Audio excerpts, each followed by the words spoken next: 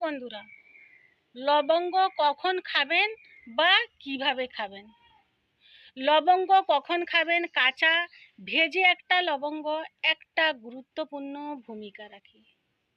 অনেকেরই জানা নেই। শুনুন, যদি আপনার হজম না হয়, খাওয়ার পরে অস্বস্তি লাগতে থাকে, 2 লবঙ্গ ফুলবালা চিবিয়ে 1 গ্লাস পানি পান করুন। আপনার হজম হয়ে যাবে। আপনার দাঁতে ব্যথা করছে, সঙ্গে সঙ্গে লবঙ্গ মুখে নিয়ে কিছুক্ষণ চিবিয়ে খেয়ে 1 গ্লাস পানি খেয়ে ফেলুন। দাঁত ব্যথা ভালো হয়ে যাবে।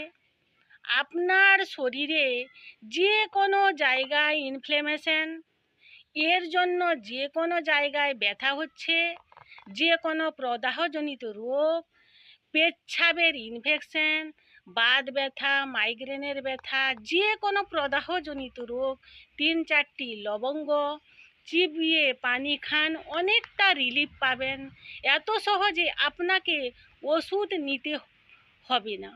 আপনাদের কাশি, ফুসফুসের ইনফেকশন এর সমস্যা রয়েছে, লবঙ্গ ভেজে খাবেন, কাশির জন্য জাদুর মতো কাজ করবে। থ্যাংক ইউ বন্ধুরা। আমার ভিডিওটি যদি ভালো লাগে তাহলে সবার মাঝে ছড়িয়ে দেওয়ার একটু অনুরোধ রইল।